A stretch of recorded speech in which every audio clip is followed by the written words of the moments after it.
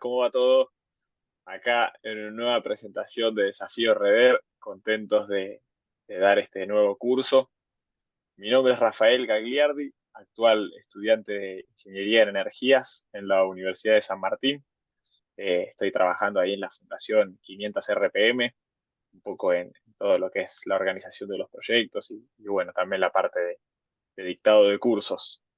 En el día de hoy les queríamos contar un poco sobre el hidrógeno verde, esta nueva alternativa que viene un poco de la mano con las energías renovables, que podría ser, bueno, un posible impacto tecnológico en la industria del futuro, en la industria tanto de producción de agroquímicos, en la industria del transporte.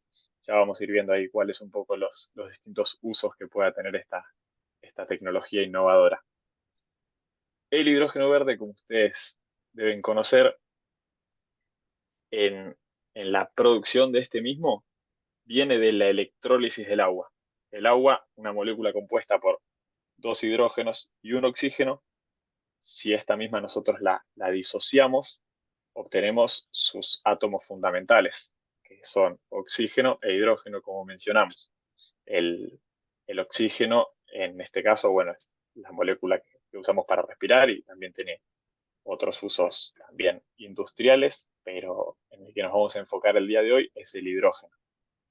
Esta disociación del agua, les hago la pregunta, ¿ocurre espontáneamente?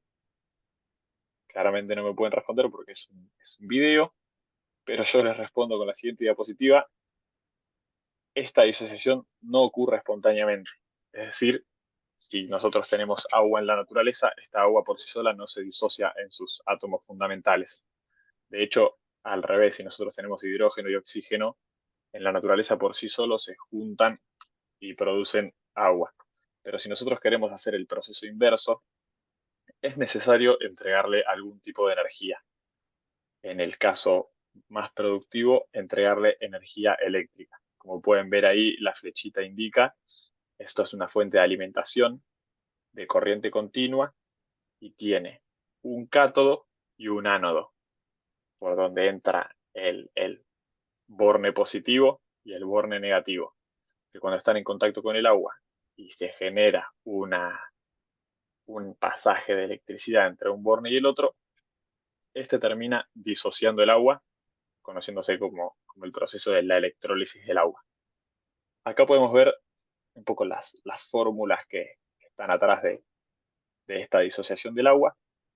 Si nosotros tenemos dos moléculas de agua, dos H2O, leyendo ahí la fórmula de oxidación, esta misma se disocia en cuatro protones, cuatro H+, libera también oxígeno gaseoso.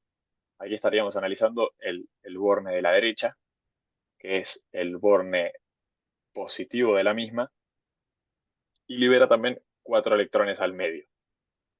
En el otro borne, nosotros tenemos dos moléculas de agua que van a estar en contacto con el ánodo, con el polo negativo de nuestra fuente, y cuando entra en contacto con el agua, como dije, va a estar disociando la molécula, liberando hidrógeno gaseoso. Y ahí se pueden ver una característica que en estos tubitos de ensayos que están puestos de manera inversa, uno tiene más aire que el otro. Esto se da porque si nosotros hacemos la fórmula general de la electrólisis del agua, esta reacción termina liberando dos moléculas de hidrógeno, dos H2O, y por su parte una sola molécula de oxígeno, resultando así el doble de volumen de gas hidrógeno va a ser liberado que de la cantidad de oxígeno que se libera. Eso se puede ver representado ahí en los volúmenes en que se fueron llenando estos tubitos de ensayo. Eh, y ahora les pregunto también, ¿cuál es la funcionalidad que tiene este hidrógeno en estas nuevas tecnologías que tanto mencionamos? Me olvidé de mencionar, perdón, que para que esta corriente eléctrica fluya a través del agua, el agua es un conductor eléctrico, pero no tan buen conductor eléctrico. De hecho, el agua destilada sin ningún tipo de iones disueltos es muy mal conductor eléctrico. Lo que nosotros le tenemos que agregar es un electrolito al agua, para así aumenta esta conductividad del agua y llega mayor energía desde un borne positivo al borne negativo y se produce mayor liberación de hidrógeno y oxígeno por un lado. En definitiva, si nosotros aumentamos la conductividad del agua, entonces aumentaría también la producción de nuestros gases, que es un poco el objetivo final desde la electrólisis del agua. Entonces, ahora sí, vuelvo a la pregunta. ¿Qué usos tiene este hidrógeno que nosotros estaríamos produciendo? Acá podemos ver un poco el esquema con las energías renovables, como es el aerogenerador que ven ahí en la imagen de la izquierda, los paneles solares. Nosotros con esa energía podemos inyectarla a este sistema de dos placas, una placa con el cátodo, una placa con el ánodo, producir hidrógeno y oxígeno por separado, y de ahí llevar a través de, bueno, almacenamiento y distribución de este hidrógeno, que la realidad es que está en constante desarrollo y es una de las problemáticas que se encuentran hoy en día con el hidrógeno, es ver cómo almacenarlo y cómo distribuirlo, ya que es un gas que necesita bastante más presión para almacenarlo que los gases a los que estamos acostumbrados a usar, el gas natural, butano, propano. Eh, pero bueno, resuelta esa problemática de la que después Esteban Van Damme y Héctor Pagani les van a hablar un poco más en profundidad, los usos finales que tienen ya actualmente el hidrógeno es la movilidad, que sería una movilidad de tipo limpia, o sea que el hidrógeno, cuando nosotros queremos sacarle energía al hidrógeno, así como se le puede sacar energía también a la nafta tiene productos de emisiones de dióxido de carbono y otros compuestos no tan amigables con el medio ambiente. El hidrógeno, el único residuo que tiene a la hora de volver a hacer el proceso inverso es justamente el agua, ya que lo estaríamos juntando con oxígeno y eso liberaría energía. Es esa energía la que se usa para la movilidad, teniendo como residuos, llamémosle, agua únicamente. Eh, entonces sería una movilidad totalmente limpia. También el hidrógeno puede ser utilizado para la generación de energía nuevamente. Entonces, en este caso, si nosotros usamos energías renovables para producir hidrógeno, después podríamos ese hidrógeno que está almacenado en forma de un gas H2, lo podríamos reutilizar de vuelta para producir energía.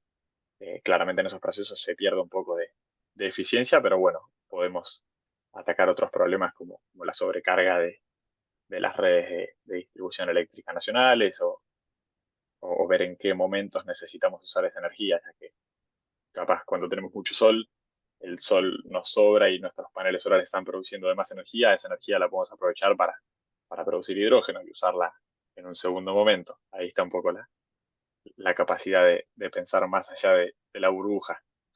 Y después, por último, el hidrógeno tiene muchos usos industriales, que es el uso al que el día de hoy más importante mueve la aguja en el precio del hidrógeno, ya que el hidrógeno para el uso de energía y uso de movilidad no está tan desarrollado todavía, pero sí en la industria, como es la industria siderúrgica, la industria del acero utiliza mucho hidrógeno, la industria también agropecuaria, ya que muchos fertilizantes se hacen a partir del hidrógeno, principalmente el amoníaco, que es un poco como el papá de todos los fertilizantes. Y después, entre otros usos que se le puede dar en la industria, que también Héctor Pagani y Esteban Van Damme les estarán hablando dentro de poco. Pero un poco lo que era esta charla introductoria era para que se den una pequeña idea de cómo es la producción del hidrógeno. Los invito después a que sigan investigando, a que sigan buscando. Siempre hay cosas que quedan en el camino y en esta pequeña presentación no les puedo compartir, pero es un mundo bastante interesante. Ahora le dejo mi palabra a Guillermo, que les va a seguir contando sobre cómo va a ser esta clase asincrónica. Muchas gracias. Ahora le vamos a dar paso a Esteban Mandán de Aires, ¿no? Esteban, si querés compartir tu presentación. Hola, ¿qué tal? Sí, un segundo que ahí la comparto.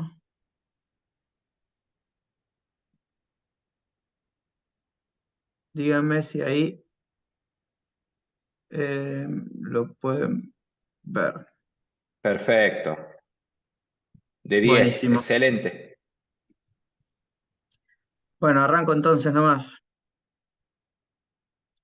Bueno, Todo gracias tuyo. Héctor también por tu presentación anterior, realmente muy interesante. Gracias Guille por coordinar todo este espacio. La verdad es que está bueno para mí poder sumarme a este desafío Redder y poder comentar un poco desde mi perspectiva el tema de hidrógeno verde y su vigencia, en particular haciendo foco en la situación en Argentina. Para arrancar voy a hacer una breve introducción de quién soy. Mi nombre es Esteban Van Damme. Yo soy, por un lado, director ejecutivo de 500 RPM, una de las fundaciones miembro de Redder, con particularidad de rol activo. Eh, y por otro lado, soy director técnico de la consultora Aires Renewables, que se dedica a temas de energía eólica y solar, especialmente en alta potencia, proyectos, parques eólicos y solares. Estamos muy involucrados en todo lo que tiene que ver con ingeniería, diseño, desarrollo de proyectos eólicos y solares. Así que un poco tengo las visiones de los dos mundos, de lo que es baja potencia con 500 RPM y alta potencia con Aires. La realidad es que el hidrógeno verde se vislumbra obviamente como una oportunidad a nivel mundo de descarbonizar las economías. Es quizás la principal herramienta con la que cuenta la humanidad hoy para descarbonizar su economía. Las grandes líneas de la economía que se pueden descarbonizar, le hace transporte, generación de energía, siderurgia o industria pesada en general, todas van a ser atravesadas por la reducción de emisiones gracias a la incorporación de hidrógeno verde. Así que, sin más, arranco un poco con esto que es una proyección de cómo se vislumbra o cómo se ve en el mundo la evolución del hidrógeno verde. Si bien estamos como en los albores de esta nueva industria, de esta economía del hidrógeno que está arrancando, vemos que todo el mundo está caminando con paso firme y decidido en esta dirección y que ya el hidrógeno verde no es algo que se cuestiona, sino que es algo cierto, algo que ya está sucediendo y que por ahí la realidad termine mostrando que se crece o más rápido o más lento que esta proyección, pero en todo caso no quedan dudas de que es un tema que va a estar en aumento permanente desde hoy hasta el 2050 y después, bueno, veremos, pero seguramente también. Hoy por hoy estamos parados en una situación donde los proyectos de hidrógeno verde son algo marginal, son chiquitos. El hidrógeno en general hoy se genera de forma no verde, es hidrógeno gris, a partir de fuentes fósiles. Eso es la foto de hoy. Por supuesto que si empezamos a mirar hacia futuro, vemos que eso posiblemente se mantenga en el tiempo, pero que se empiece a incorporar otras fuentes de hidrógeno y sobre todo otros destinos del hidrógeno. Y por hoy el hidrógeno que se utiliza en el mundo, que es mucho, se utiliza sobre todo en refinerías, en la producción de acero y en la industria química. Seguramente a medida que avancen los años veremos que se va incorporando en otros sectores, como la industria en general, todo lo que tiene que ver con logística de naviera o aérea, así como la generación de energía eléctrica. También se habla de incluir un poco de ese hidrógeno en los gasoductos, de tal forma que parte del gas que se transporta en los gasoductos contenga un corte de hidrógeno. En fin, una cantidad de usos que se le va a dar al hidrógeno cada vez más grande, cada vez va a estar en más sectores. Esto es lo que se proyecta a futuro.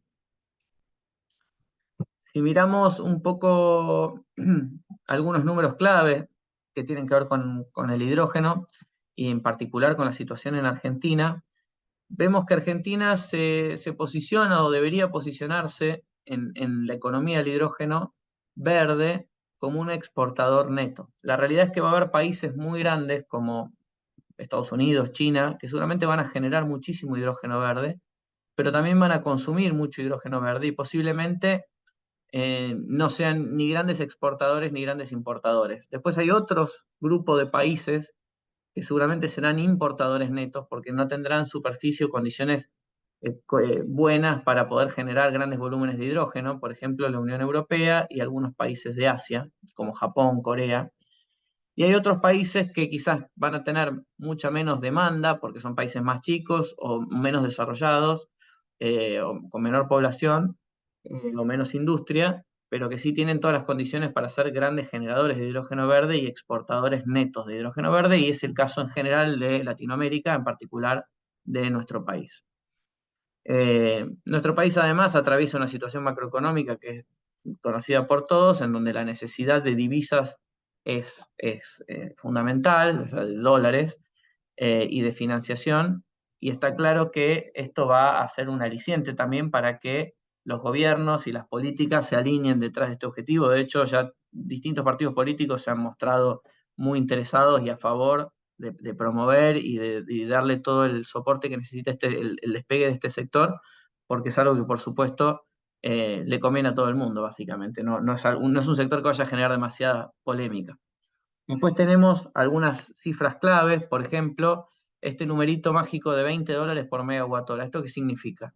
Que debemos lograr que la energía renovable, eólica o solar, pero seguramente en nuestro país será más, para la generación de hidrógeno será más bien eólica en la Patagonia, que necesitamos para generar la electrólisis, para poder generar el hidrógeno, que el valor de la energía eléctrica no sobrepase los $20 por megawatt hora. Este es un valor bajo para lo que es hoy el mercado, pero que se cree que se puede alcanzar en un futuro no tan lejano, en particular teniendo en cuenta que estamos hablando de proyectos muy, muy grandes, o sea que hay un tema de economía de escala importante. En general se está hablando de proyectos del orden de 1 giga, para que ustedes tengan idea, bueno, 1 giga serían 1000 megawatts de potencia instalada. Hoy los parques más grandes en Argentina eólicos son individualmente proyectos de 100 megas, con lo cual esto sería un proyecto 10 veces mayor al proyecto más grande que existe hoy. O sea, estamos hablando de una escala muy grande para que la economía de escala dé, justamente. Entonces, esa sería, digamos, la proyección de los valores que se deben alcanzar. Por otro lado, esos $20 por megawatt hora son lo que debe costar la energía eléctrica renovable para que luego el hidrógeno generado a partir de esa energía renovable no sobrepase los $2 por kilo de hidrógeno generado. Ese es el número que debemos apuntar como objetivo para que el hidrógeno verde sea viable, o sea que económicamente toda la demanda y toda la economía se vuelque a comprar este hidrógeno para sus múltiples usos, porque resulta más económico que la alternativa que hoy por hoy en líneas generales son combustibles fósiles. El mercado interno, o sea, argentino actual, es de 350.000 toneladas por año, es decir, que ya existe una demanda de hidrógeno hoy en Argentina que es muy significativa porque tenemos mucha industria, tenemos industria siderúrgica, tenemos refinerías, bueno, industrias que usan mucho hidrógeno, y ya existe hoy una demanda de hidrógeno, que por supuesto no es verde porque los números todavía no dan, pero las proyecciones muestran que es una cuestión de tiempo hasta que los costos sigan bajando al punto que el hidrógeno verde pase a ser competitivo. Entonces, el primer uso que se le va a dar al hidrógeno verde va a ser, o el primer mercado que va a tener, es simplemente reemplazar el hidrógeno gris en el mercado actual. Ese es un primer mercado concreto, de una demanda que ya existe hoy. Además, a todo esto se suman objetivos de índole ambiental. Bueno, Argentina emite sus objetivos en el marco del Acuerdo de París, de cómo deben reducirse sus emisiones al 2030 y luego al 2050, y por supuesto que una de las herramientas principales para poder cumplir con estos objetivos es justamente la incorporación del hidrógeno verde en toda la matriz productiva del país. En cuanto al marco regulatorio, hubo una ley de hidrógeno que fue una de las primeras leyes de hidrógeno en la región, en Latinoamérica, sino la primera, que se votó en el año 2006. Bueno, la realidad es que el mercado del hidrógeno, la economía del hidrógeno cambió muchísimo desde entonces. Esa ley no tuvo mucha aplicación porque el mercado del hidrógeno no fue muy relevante en este periodo. Pero ya se está discutiendo una nueva ley, se debe discutir, esta nueva ley ya quedó fuera de vigencia, se está discutiendo una nueva ley. Hace poco, hace unas semanas nomás, salió la hoja de ruta de Argentina a nivel nacional, digamos, del crecimiento en el tema de hidrógeno verde, y es muy probable que en los próximos años esto se desarrolle rápidamente. O por lo menos ese es lo que esperamos quienes estamos apuntando a que esto despegue lo más rápido posible. ¿Por qué hidrógeno verde en Argentina y no en otros lugares del mundo? O sea, ¿cuáles son las condiciones que tenemos en Argentina que nos hacen tan especiales o de repente atractivos para esta economía? Para poder generar hidrógeno verde, como les dije, y lograr los costos de estos $2 por kilo de hidrógeno, debemos pensar en proyectos muy, muy grandes, del orden de 1 gigawatt o 1000 megawatts de potencia instalada. Para poder poner un parque eólico de ese tamaño, necesitamos, por un lado, una superficie muy grande. O sea, necesitamos muchas hectáreas. Para un proyecto de 1 giga, más o menos tenemos que pensar en unas 30.000 hectáreas de superficie disponible llana para poder poner un parque eólico de ese tamaño. Necesitamos que obviamente el recurso eólico sea excelente de primera clase a nivel mundial. Eso se caracteriza en general en la industria eólica por un índice que se conoce como factor de capacidad. Necesitamos factores de capacidad arriba del 50-55%. Necesitamos que sea un lugar que tenga una dirección de viento bien marcada, porque porque eso hace que se pueda aprovechar mucho mejor el diseño de layout de ese parque eólico. Como verán, en el fondo lo que estoy haciendo es describir la Patagonia. Necesitamos un lugar con mucho viento, que sea llano, que tenga un viento que es muy direccional, que es el caso de la Patagonia, que viene siempre del oeste, con grandes superficies disponibles, con buenas condiciones ambientales, es decir, pocas restricciones ambientales, o sea, pocas zonas protegidas. Por supuesto que hay muchas zonas protegidas en la Patagonia, pero la superficie es muy grande y después lo vamos a ver en un mapita. Queda mucha superficie que no forma parte de áreas protegidas. Que haya pocos aeropuertos en la zona, porque los aeropuertos marcan una restricción a la hora de elegir campos para un proyecto de eólico para hidrógeno verde. Necesitamos estar cerca de los puertos, tanto porque vamos a necesitar seguramente importar algunos componentes para los parques eólicos, como porque seguramente vamos a necesitar estar cerca del puerto para poder exportar el hidrógeno verde generado, cuyo principal destino debería ser de exportación, justamente porque a eso apuntamos cuando hablamos de generación de divisas.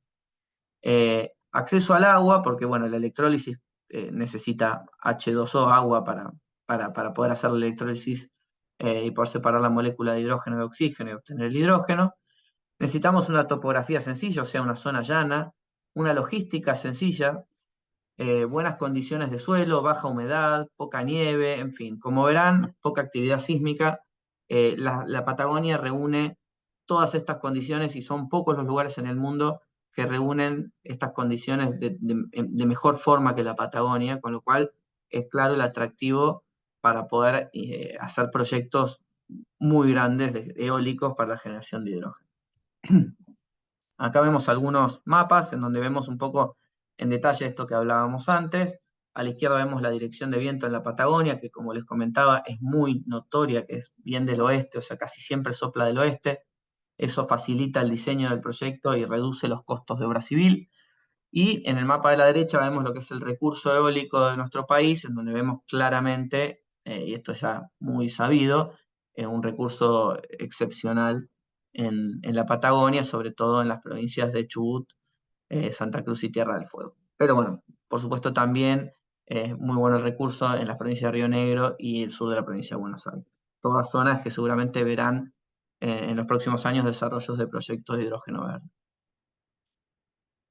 Acá vemos un poco lo que les comentaba en el mapa de la izquierda con respecto a las zonas protegidas. Todo lo que está pintado de rosa o de violeta son zonas protegidas, zonas en donde seguramente sea muy complicado poner un parque eólico. Pero bueno, como comentaba también, la Patagonia es muy grande y quedan incluso fuera de estas zonas protegidas muy grandes superficies disponibles para proyectos de esta envergadura.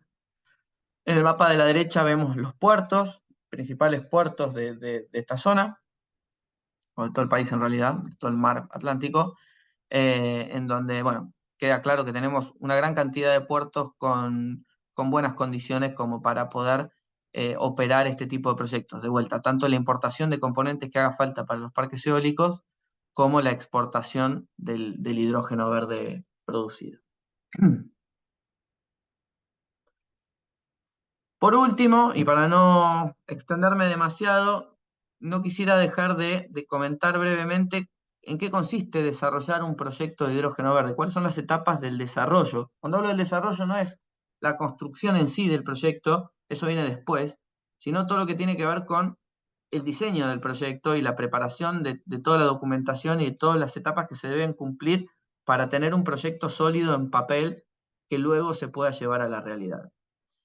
En este sentido, un desarrollo de proyecto arranca con básicamente una búsqueda de zonas. Estamos hablando de la Patagonia, pero ¿dónde en la Patagonia tenemos un buen lugar con buen recurso, con puerto, cerca de un puerto, con toma de agua? O sea, buscamos una zona que reúna en particular en la Patagonia, mejor que otras, todas estas condiciones. Una vez identificada o elegida la zona en la que vamos a apuntar, lo siguiente que se hace es entrar en contacto con los propietarios. Es algo que desde Aires hoy por hoy estamos haciendo para algunos clientes, buscar campos en las zonas que han sido apuntadas como prioritarias para, para poder desarrollar allí el proyecto de hidrógeno verde. Obviamente ahí hay que hablar con los propietarios, llegar a un acuerdo con los propietarios de trabajo conjunto, y una vez que hay un contrato firmado con los propietarios, arranca lo que tiene que ver con el diseño propiamente dicho del proyecto. Lo primero es obviamente el diseño del proyecto eólico, que es el que genera la energía eléctrica para después todo lo que tiene que ver con el hidrógeno. Un diseño de un parque eólico es algo conocido, hoy por hoy existen parques eólicos, la diferencia acá es que estamos hablando simplemente de un tamaño mucho mayor, lo cual plantea ciertos desafíos, pero básicamente se prueban distintos modelos de máquinas, de los generadores, se modelan las pérdidas por efecto Estela, bueno, esto es algo muy técnico, se modelan pérdidas e incertidumbres y se estima básicamente, se busca un diseño óptimo del proyecto, de dónde se va a poner en el campo cada aerogenerador, y se busca estimar cuánta energía va a generar eso. Una vez hecha esta parte de ingeniería, se hace todo lo que tiene que ver con el modelado financiero, calcular cuánto cuesta ese parque eólico, tanto cuánto cuestan los aerogeneradores, como la logística, como la obra civil, la obra eléctrica, la interconexión, caminos, bueno, todo lo que haya que hacer para construir ese parque eólico, y no solo el parque eólico, sino adosado a ese parque eólico los electrolizadores y todas las instalaciones necesarias para transformar esa energía eléctrica en hidrógeno. Ahí también seguramente habrá plantas de desalinización de agua, porque los electrolizadores necesitan agua pura, con lo cual hay que sacarle la sal si se usa agua de mar para este proceso. Incluso si se usa agua dulce también hay que, como no es agua, es agua mineral, pero tiene minerales justamente, también hay que hacer un proceso ahí para desmineralizar. Eh, También se lleva adelante una campaña de medición, es muy importante medir el viento en el lugar para poder saber exactamente cuál es el recurso con que se cuenta. Es una campaña de medición de 1, 2, 3 años de medición de viento para saber exactamente y con mayor precisión cuánta energía se va a generar ahí con ese parque eólico, y por ende cuánto hidrógeno verde se va a poder generar cada año, lo cual es clave a la hora de también poder volcar eso a un modelo financiero.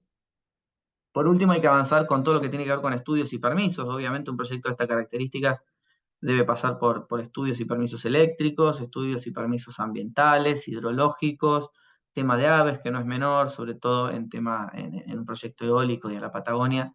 El tema aves es algo que hay que estudiar muy bien, estudios arqueológicos y otros tipos de estudios que son necesarios como para poder asegurarse que el proyecto cumple con toda la normativa. Una vez hechos todos estos pasos, se tiene un proyecto sólido que, si todo va bien, es financiable. O sea, es un proyecto que se presenta ante entidades eh, financieras, y que, digamos, empieza su camino hacia básicamente cerrar financiación para poder construirse.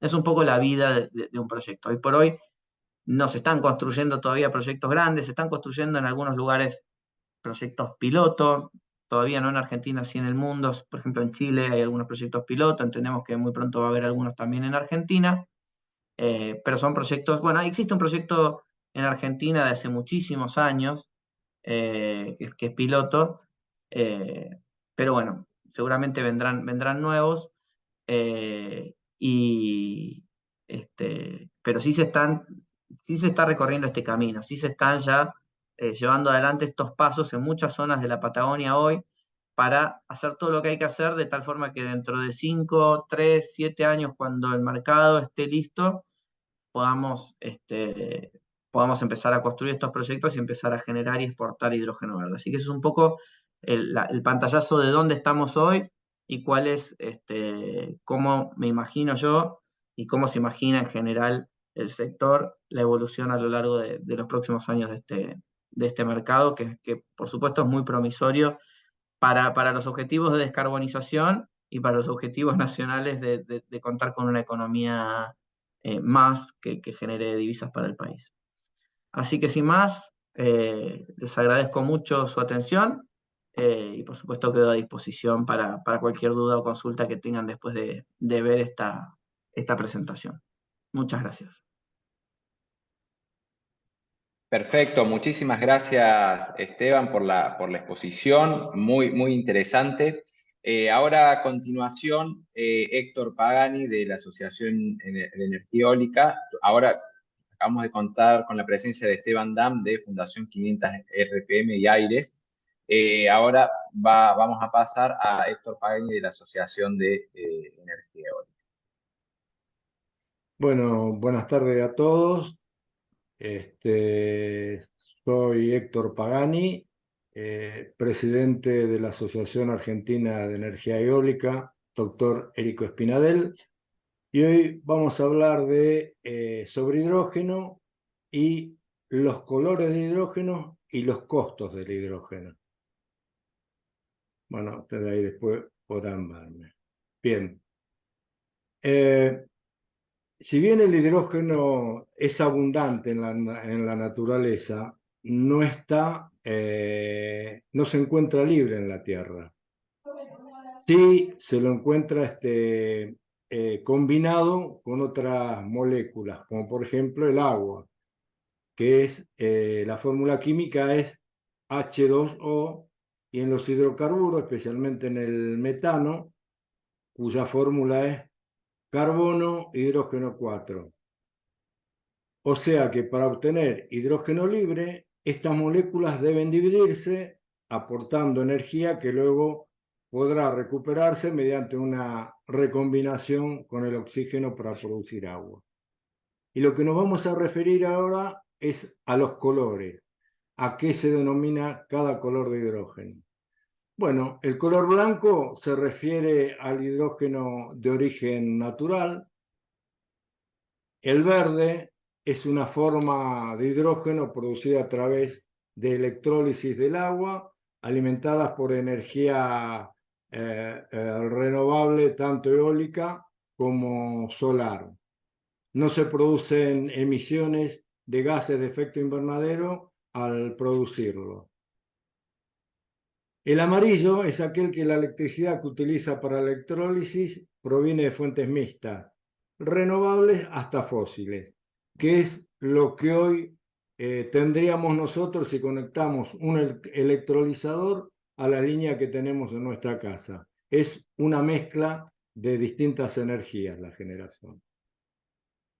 El gris se fabrica utilizando prácticamente cualquier combustible fósil, excepto el carbón, y se utiliza el reformado de vapor y puede producir una cantidad sustancial de dióxido de carbono y otros gases de efecto invernadero. El azul se fabrica de la misma manera que el gris, solo que utiliza la tecnología de captura y almacenamiento de carbono para tomar la mayor parte del gas. Sigue siendo todavía un método experimental para tener un buen hidrógeno azul. Negro marrón se fabrica utilizando métodos que funcionan con carbón bituminoso o lignito. La técnica se denomina gasificación del carbón, que es altamente contaminante y libera a la atmósfera una gran cantidad de dióxido y monóxido de carbono entre todos los biproductos. Púrpura, rosa y rojo está producido por plantas de energía nuclear. La forma violeta utiliza energía nuclear y calor para dividir el agua mediante electrólisis químico-térmica combinada. El rosa utiliza la electricidad producida por una planta nuclear para impulsar la electrólisis del agua. Y el rojo utiliza energía térmica de energía nuclear para impulsar la división catalítica del agua a alta temperatura. Acá vamos a ver cuál es la diferencia entre el hidrógeno azul y el hidrógeno verde. Para que tengamos en cuenta en inversiones, cuando uno invierte $1 millón en energía renovable, se crean 7,49 empleos. Si ese mismo $1 millón lo invertimos en combustibles fósiles, creamos solamente 2,66 empleos.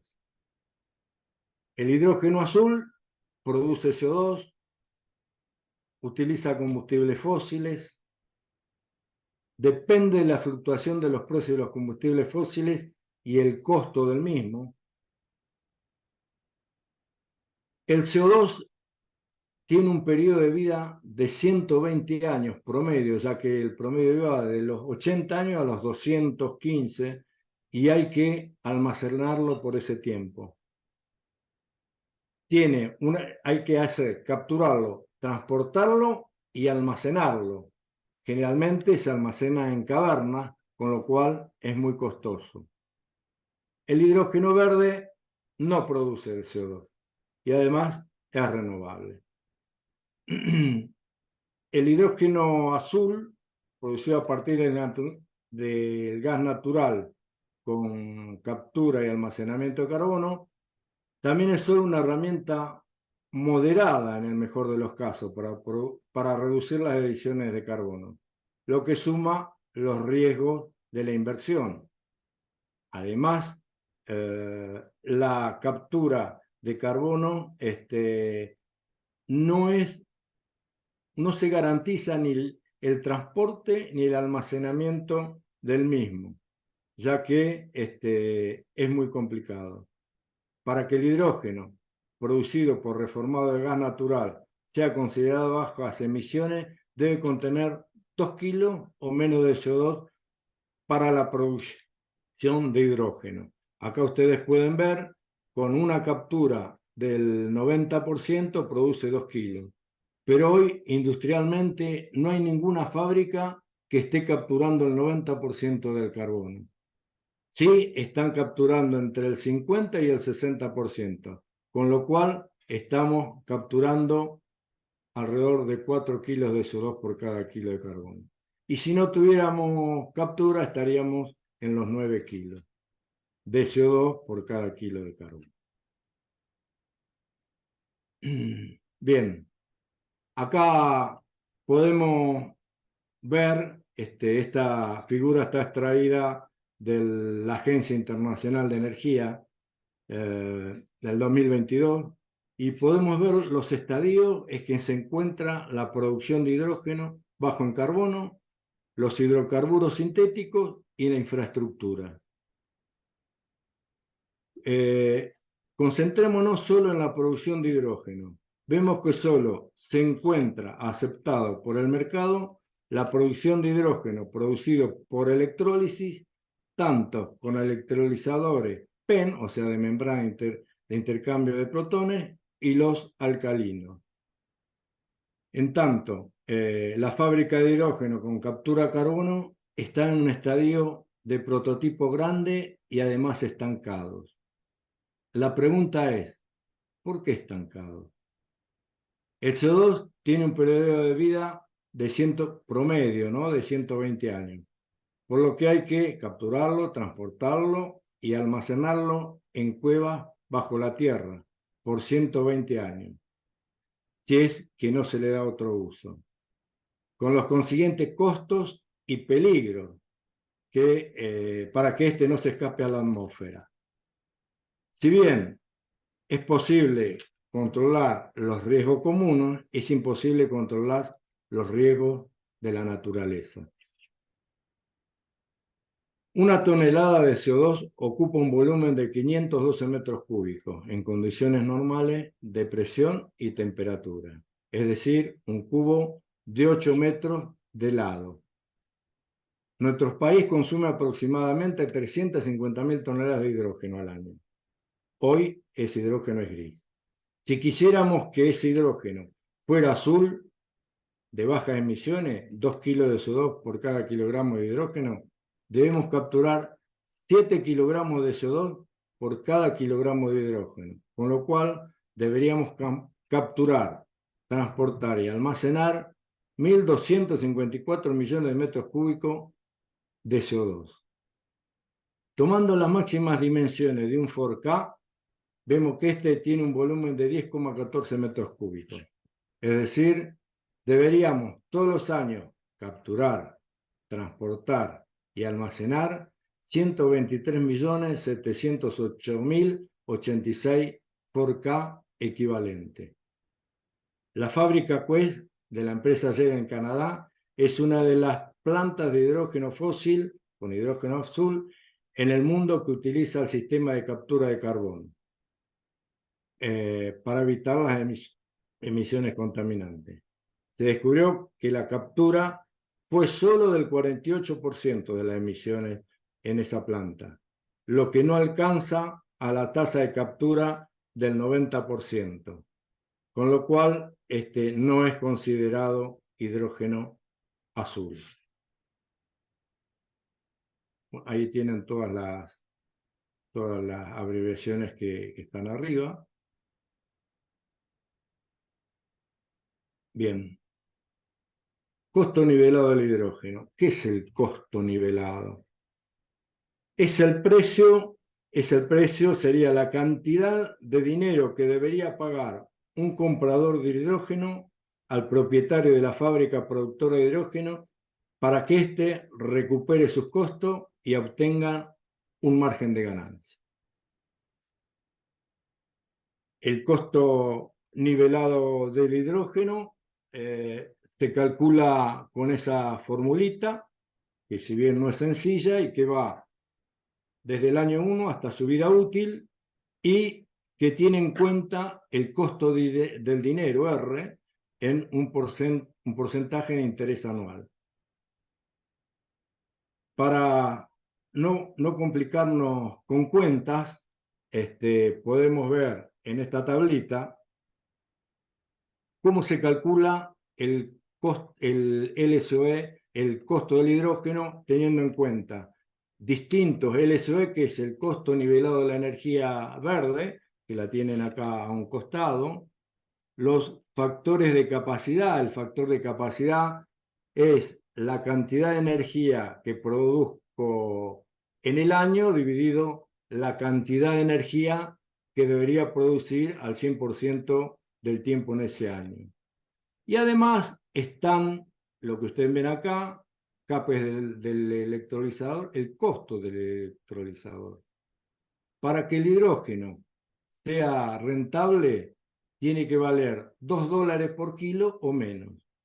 Y vemos que eso se cumple con un factor de capacidad del 40%, un costo, un CAPEX del electrolizador de $500 el kilowatt y un costo de la energía eléctrica de $20 el megawatt hora. Y después ustedes van a poder ver acá todas las combinaciones para llegar a el precio del hidrógeno que realmente necesitamos. El costo de los electrolizadores, que tienen un papel fundamental en el costo nivelado del hidrógeno, hoy en el mundo están alrededor de entre $1.400 y $1.800 el kilowatt. Y las proyecciones es que al 2030, como ustedes ven acá, estén entre $300 y $450 el kilowatt. Hay un desarrollo todavía que se está haciendo de electrolizadores y además las fábricas están determinando sus mejores modelos de producción para poder bajar esos costos. Otro tema que es importante es el costo nivelado de la energía. A nivel mundial, podemos ver hoy que el costo de la energía fotovoltaica en Arabia Saudita está en $10,4 al megawatt, en España 18, en Chile 13, y de la energía eólica en España 23 y en Chile 25. Están muy cerca, la eólica está muy cerca de los $22 el megawatt, y bueno, la fotovoltaica lo sobrepasa, ¿no? Nuestro país en los planes Renovar 2 tuvo el menor costo que se le ofreció a Camesa, fueron $40 el megawatt hora en fotovoltaico y $37,3 el megawatt hora en eólico. Tenemos que empezar a trabajar un poquito para ver cómo disminuimos esos costos y ser competitivos, porque si bien tenemos agua, tenemos viento, tenemos sol, tenemos que tener los costos competitivos para poder entrar en el mercado mundial, ¿no? Esta es una tablita que nos da también el costo del transporte del hidrógeno. Y el costo de transporte es fundamental al definir la localización de la planta, ya que cuanto más lejos estemos de los centros de consumo, más incidencia va a tener el costo del transporte. Y vemos en un transporte urbano que el costo va desde 5 centavos hasta $1,73 el kilo, y en un intercontinental va desde 0,58, $3 hasta 6,70 el kilo. O sea, si nosotros vamos a exportar, la planta debería estar cerca de un puerto, y si vamos a en forma local, muy cerca de los centros de consumo. Bueno, ustedes acá pueden ver, además del costo de fabricación del hidrógeno, que es la electricidad, y la electrólisis, donde vemos que la electricidad es alrededor de un 60% del costo de fabricación, que es donde más debemos trabajar. Todos los costos relativos a la compresión, al transporte por cañería, a la liquefacción, al transporte por barco. Y en esa torta se puede ver básicamente la distribución de los mismos. Para tener en cuenta qué es lo que se va a consumir y que se va a producir hidrógeno hacia el 2030 en millones de toneladas por año de hidrógeno, vemos que al 2030 el 80% del hidrógeno que se produzca y que se consuma en el mundo va a ser por electrólisis.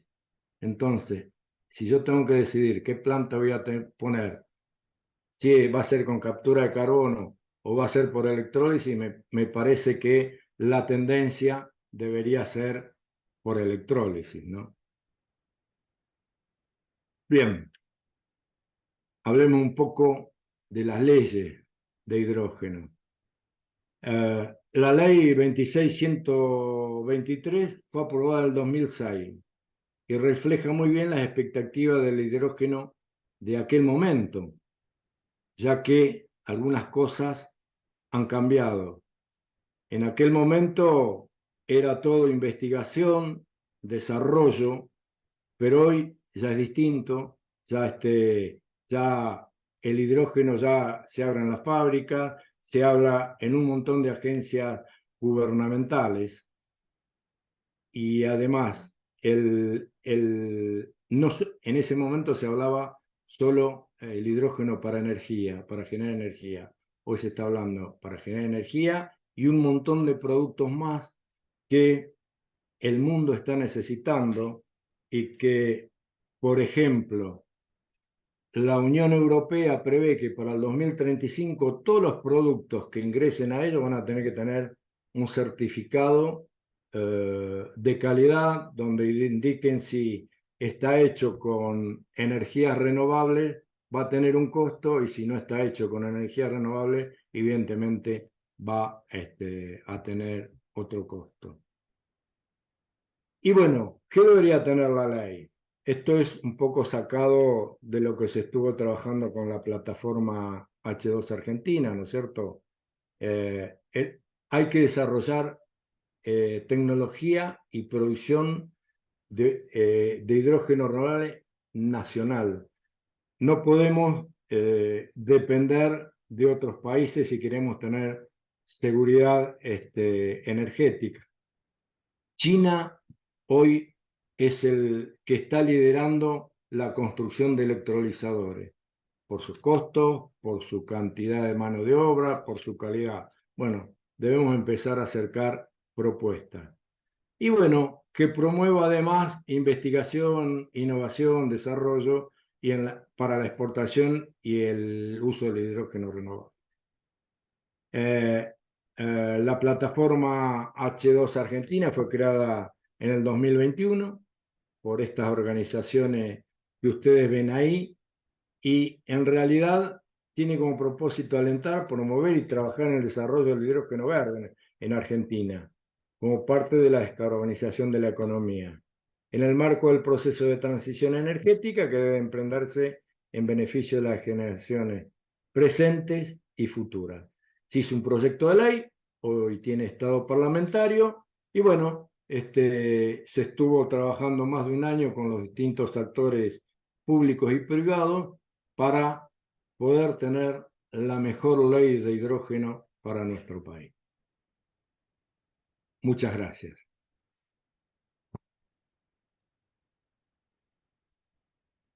Muchísimas gracias, Héctor, por la exposición. Muchas gracias por participar del desafío REDER, acercarnos, digamos, todas estas cuestiones sumamente importantes de hidrógeno verde que